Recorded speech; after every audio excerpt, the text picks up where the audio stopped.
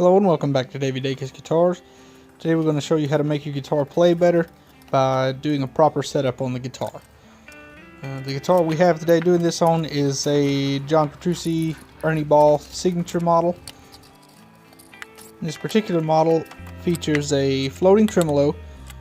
Some setups will be more simple in that you don't have to deal with this floating tremolo. If that's the case with your guitar, you can simply leave that part out. But this guitar will give you a good example of how to treat any of those issues you find. Okay, I'm going to change guitars on you right quick and show you how to clean a fingerboard. This is a very important step in setting up the guitar. The reason I'm changing guitars is because you don't want to do it this way with a maple neck guitar. With a rosewood neck guitar, you can sand directly on the wood and not have an issue. You want to sand through 400 grit, sometimes even 320 if it's rough. Start with 320 and go to 400. You need to then go either to 600 or 800 and then go to a 4/0 steel wool. With a maple neck guitar, you can do the same thing, but you need to mask off the fingerboard first so you're only sanding the frets. And here's you a good before shot of how that fingerboard looked to begin with, and I'll get you an after shot right after this. Another thing to be mindful of is to keep that steel wool far and away from any electronics on the guitar. You can see in that last shot I did have the neck pickup taped up in order to stop any steel wool from getting down in that cavity. After the steel wool, you can use the oil of your choice on the fingerboard. This guitar features locking tuners as well. I wanted to show you the proper way to string using locking tuners.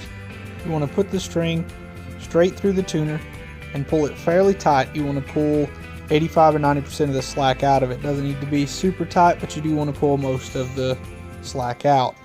And you're going to go to the back of the tuner, or most locking tuners are like this anyway. You want to go to the back of the tuner and you want to tighten down. That's going to tighten down inside the tuner itself onto the string with a little ball bearing that's up in the top there, and it's going to lock your string in place. You then want to clip it directly behind. This is one of the secrets to why locking tuners work so well. You don't have all the winds wrapped around that tuner, and the string doesn't have to slowly stretch out of all those windings around the tuner. So I'll go ahead and go through the first issue I've run into here. Is what you expect to see when you're starting to set up a floater is this sitting at the improper angle. We're going to adjust that using the screws here in the back of the guitar. We're going to increase tension here, since we've increased tension from the 10s here, going from the 9s to the 10s. We're going to do that. What we're looking for is at the tuning you're setting up for, which in this case is just a standard tuning, is for this to sit level with the guitar body in standard tuning.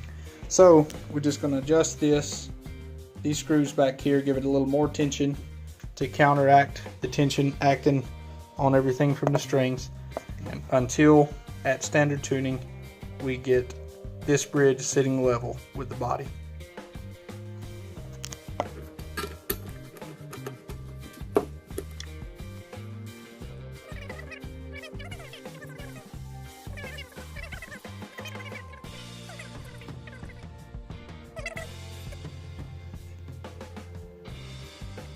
And third time's a charm.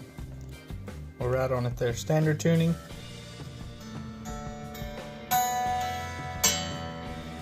And our bridge is level. So using these screws, we've adjusted it correctly. The next logical place to look after you've got your bridge set at the proper position is your string action height, how far your strings are from your frets. This particular guitar is not going to be a great example for this because it's such a high quality guitar, and because we're making a minor change just in string gauge to set this guitar up. Some guitars come in various different states and can require a lot more work than this guitar is going to. I tend to pull my measurements off of the 17th fret. That's just where I've measured several at, and I know what's comfortable. Looks like we're very consistent. It's one thing I always think about when I'm setting string height, if it is adjustable as it is on an electric guitar, on most electric guitars, is consistency here. The only thing I see is, I don't know if you can see that very well or not, E strings just covering up that 100,000. B strings just covering up that 100,000th. Here, that G string looks like it's about 5 thousandths low, or lower than the others. The wound strings you kind of have to look up underneath to get. I don't know if I can get a shot of it for you or not. They're right at the 100 also.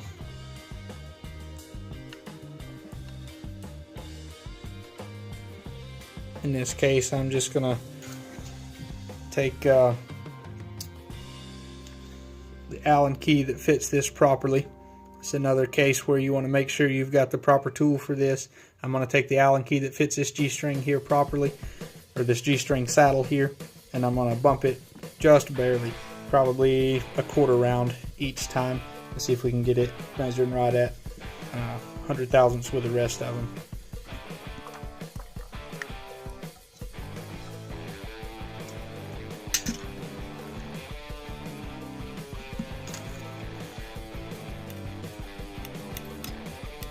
Now these saddles here, these are your primary adjustment for your action, not the screw on the back. The screw on the back has a different purpose. These saddles are staggered the way they are for a reason. We'll get into that later. But for the moment, all we're concerned about is our string action here. And these Allen head screws that you saw me adjust here, these are your primary adjustment for it. Another factor that's going to affect it though is your truss rod. And in this case, it's pretty much just as we expected. We are going to have to tighten the truss rod just a little bit. Now, this guitar, I can already tell you I haven't touched the truss rod adjustment yet, but I can tell it's already going to be a very fine, very accurate adjustment. I tend to think, to my experience, higher quality guitars are like that. The adjustments for the necks respond almost immediately when you touch them. Some lower quality guitars don't quite do that. This one is going to need just a little bit of a tweak, and I think it's probably going to pull our action down just a little bit, probably to where we need. I don't think I'm going to have to do very much adjustment here to the saddles at all. It's probably going to drop it down to 95 thousandths or so, where we were looking at 100 before. Quick note on adjusting a truss rod. In this case, we got a spoke wheel. You could be looking at the headstock adjust, whichever one you're looking at.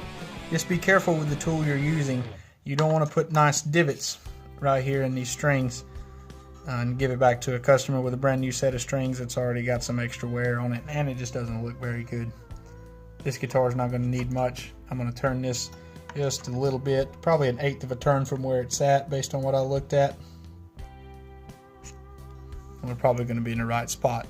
Let me see if I can get you a better shot on what to look for when you're adjusting these.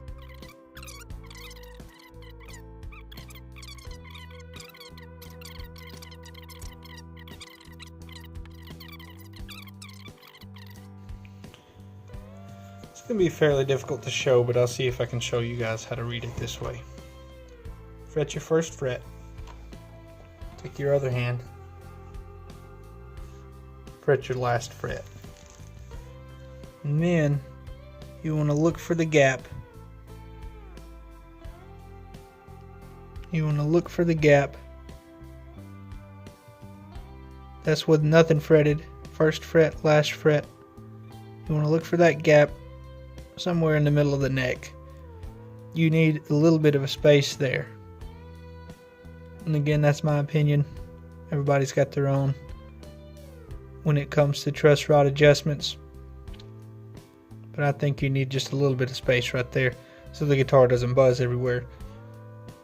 That depends player to player though. Each guitar needs to be set up for whoever's going to be playing it. A very light player can get away with a lot straighter adjustment.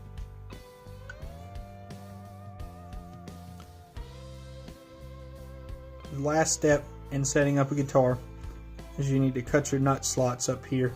I use gauged files, gauged specifically for different strings. You can get these from multiple sources. That's what I use to cut these slots up here. I'll show you how I pull the measurements. I fret the 3rd fret and I look for the space. You should have a little bit of space right here. When you fret the 3rd fret, your string's making contact here with the 2nd on the back side.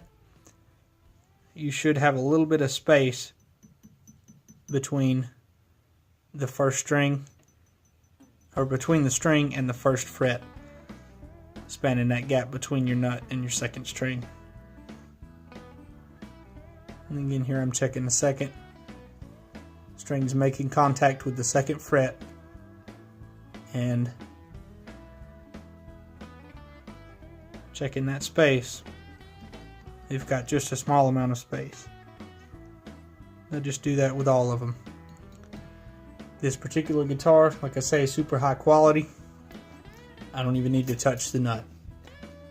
I don't feel, if you're going way up in string gauge, you may want to enlarge the slots themselves to accept the wider string. Moving up from 9s to 10s, I don't think is significant. I don't think it's going to bind. I've been checking.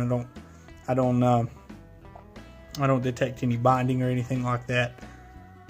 So in this case, say this guitar is not a great example of a setup here for you because it's such a high quality instrument and because the setup was so good on it anyway. But that's how you're going to do it. A quick note here as well, if you do need to cut these, you don't want to cut them straight. You want to cut them back at an angle a little bit. You want the string to ring off the very front edge of this nut.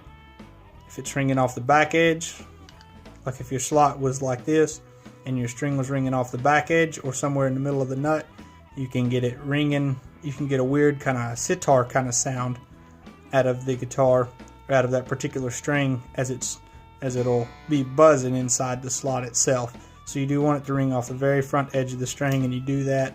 You ensure that happens by tilting the slot back just a little bit as you cut the slot. Since this guitar didn't need much work up here at the nut, many of you might have questions about this.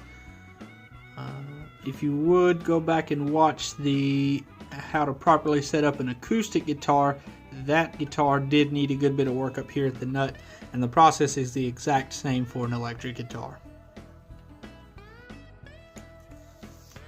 Okay, I'm not sure if I called working on the nut the last step of this or not, but the actual last step here is going to be setting our intonation for the guitar. What I'm using to do this is a Boss chromatic tuner from my pedal board. I don't want it in guitar or flat or double flat or bass or flat or double flat. I want it in chromatic mode. Alright, and stream and scent over here. I want it on stream. And let me show you how to read it on stream. Like here's going to be your E. And actually the way it's rolling right there is just a little bit flat.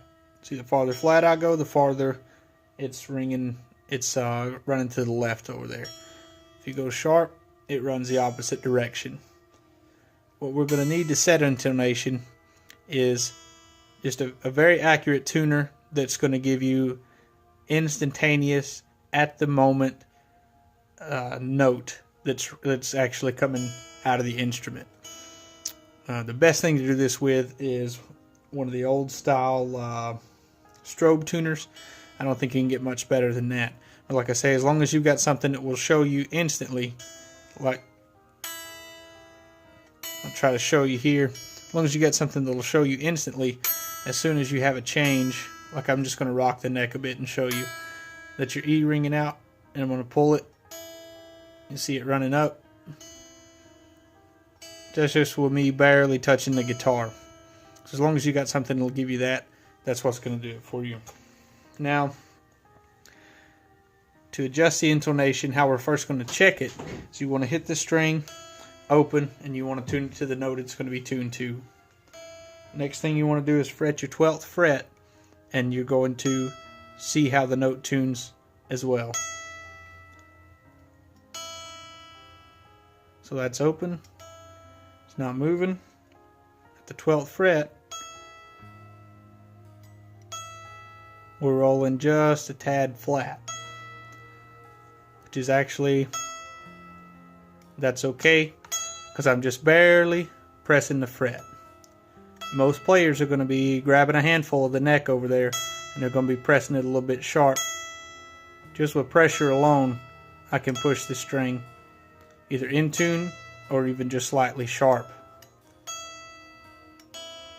So where you actually want this to rest is just barely flat.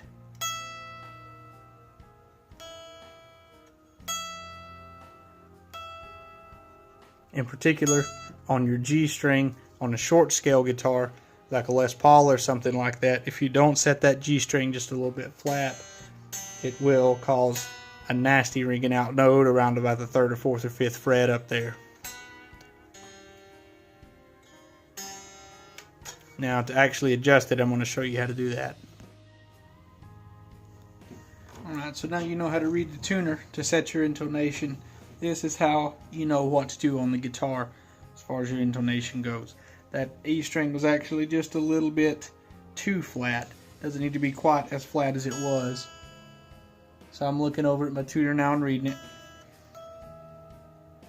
And I've actually already adjusted this string. I'll show you on the next one what we need to do. So here's our B ringing out.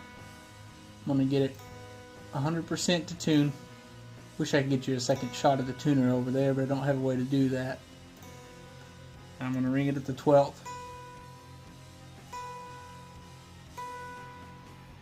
And she's ringing basically exactly the same. The problem with that is if you grab just a little bit, you pull sharp. So in this case, we're going to want it to go flat. So to make our note flat, to intonate the guitar, this is what you do to intonate. To make this note ring flatter, we need to make this string longer from the 12th fret to the saddle. The way we're going to do that is grab those screws right there in the back. And if we want to make it longer, we want to make it flatter, we're just going to give it just a little bit. What it's going to do as you tighten this screw, it's going to draw this saddle back a little bit and increase the length of this string and cause your string to ring just a little bit flatter. Now it also changed the angle back there, so you've got to retune the string because it changes that angle and pulls your string sharp, and that's normal. Depending on the design of the guitar, that can vary. Sometimes it'll cause them to go flat, sometimes sharp. But get yourself back in tune, watch your tuner, strike at the 12th. We're ringing just barely flat, and that's enough. If somebody's pulling a vibrato, we're hovering right around the actual B note, or if anybody's putting any decent amount of force here, we're hovering right around the actual note and not just above it. So moving on.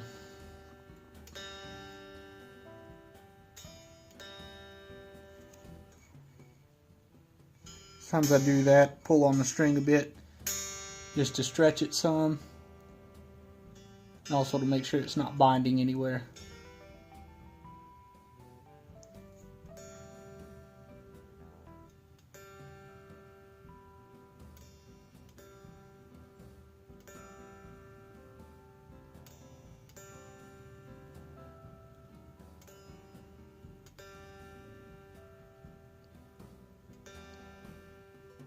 Alright, we're exactly on G. Same thing here. We're ringing dead on if I barely touch it, but if I give it just a little bit, I'm ringing sharp. So I want to go just a tad flat. And this is expected. This is what you see almost every time you bump up, and actually every time, as far as I can tell, anytime I've ever taken a guitar and bumped up a string gauge, you almost always have to pull them back just a little bit. Same thing if you're going from 10s to 11s, as long as you're not changing tuning. If you're going 9s in standard to 10s in standard, or if you're going 10s in standard to 11s in standard, basically every time, these bump back just a little bit to intonate properly, considering your guitar was already intonated. You'd be surprised how many are not from the factory. This one was very close.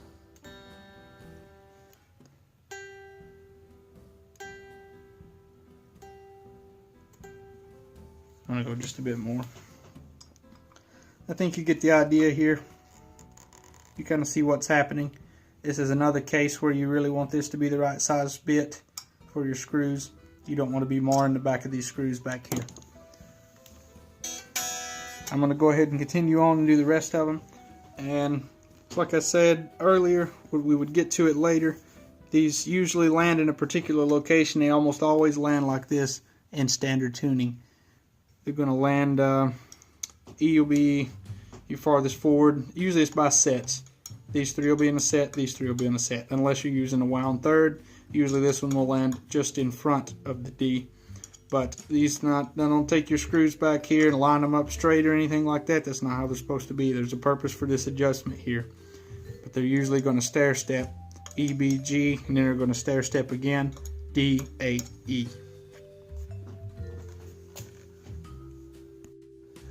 One very important detail I think I forgot to mention is you always want to do the intonation with a brand new, fresh, untarnished set of strings. A bad string can cause this to ring off right here. In fact, most of the time they go flat. On very rare occasion, I have in fact pulled a brand new string out of a pack of strings, put it on the guitar, and when you go to intonate it, it keeps wanting you to go flatter and flatter and flatter, or sharper and sharper to compensate for the other. But if you look at and your pattern is not right, if your stair steps are off here, with the exception of if you're using a wound third, that will change you pretty drastically here. If your pattern is not right, something is up with your string most of the time. Either it's old and it needs to be changed, maybe it's got divots underneath the frets or something. But if your pattern is off right here, something's going on, it's probably your string. Always do this with a brand new, fresh set of strings. Thank you so much for taking the time to watch. I hope this gets your guitar playing better, and I hope you get a little bit more enjoyment out of your instrument. This is not something you have to take on yourself. There's a lot of kind of specialty tools that I use in this. It's not really worth the investment unless you want to do this, unless you want to learn to do this. Just some extra footage here for you to check out while I'm talking for a minute. The rates are very reasonable for this. You can have this done for probably around 40 bucks. That's about what I charged, I think, for this. Maybe just slightly less. Like and subscribe if you want to see more, and thank you again.